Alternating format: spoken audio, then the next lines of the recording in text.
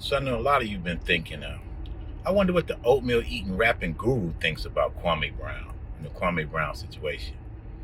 If you don't know who Kwame Brown is, he's a former NBA basketball player, number one draft pick in the, I think, 2001 draft.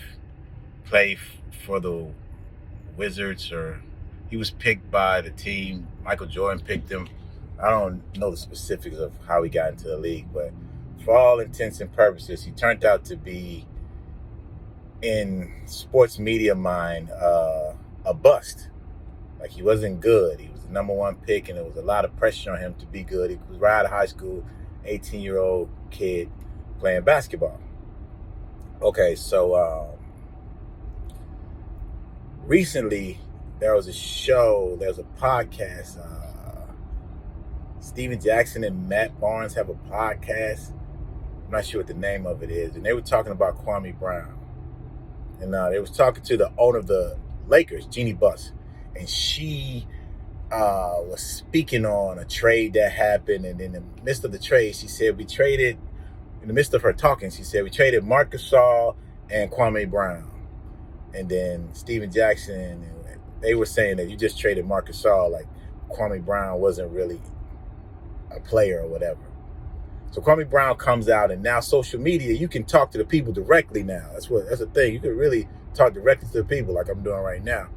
And he just started saying his opinions about people. People have been saying their opinions about him for years now.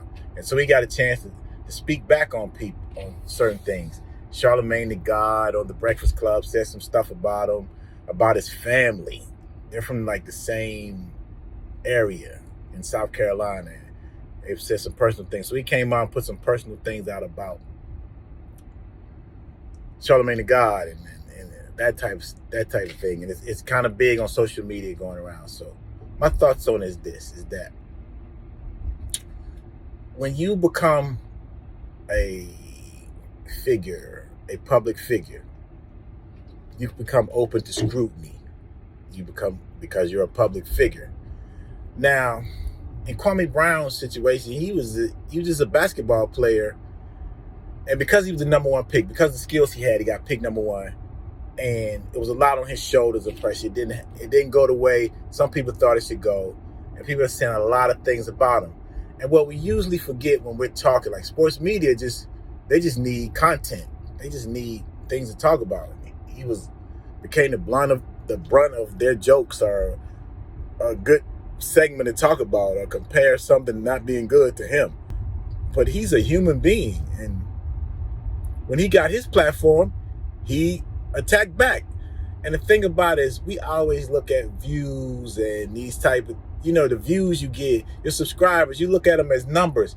But instead, you have to look at them as people. That's actual people. Like, if 10 people view this, that's 10 human beings that took time out of their day to view this. So I appreciate everybody that views this. Not like, I only got 10 views. And that's the thing about, if anything we can take out of this is that there's human beings behind the stories, behind the numbers, behind that. He took those things personal. People say they never attacked him personal. Stephen A. Smith said, I never attacked him personal. I attacked him about basketball. He's a person. He's a human being that plays basketball. Of course, he takes the things you say about him personally. Now, on the flip side, to all the independent artists that's out there that's listening at this, man, you can't listen to what they say. You can't listen to what people say. You got to find the people that like you or like what you're doing, and that's who you gravitate to. Anything else you don't really pay attention to. But in Kwame Brown's defense, he's hearing it everywhere. It's everywhere. He's a public figure, and things are being said about him. And on a personal level, they even talked about his family on a personal level. He's going to take that personal. He's a human being. He's going to attack back. I think in this instance, you have to realize that the people out there in the world are human, and that's a human being.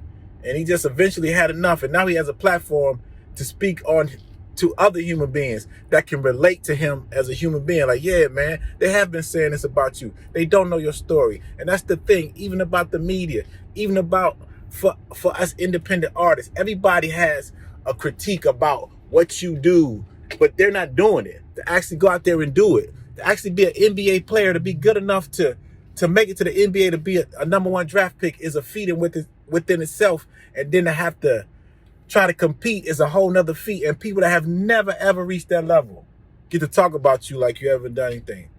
You got to be able to, as independent artists, as public figures, even as private individuals, you have to be able to do what you're doing and, you know, drown out the noise. People don't know the shoes that you walk in. That's my opinion. All these guys that talked about him, now he has a platform. It's his chance to talk back. You get to talk back. He felt some type of way about it.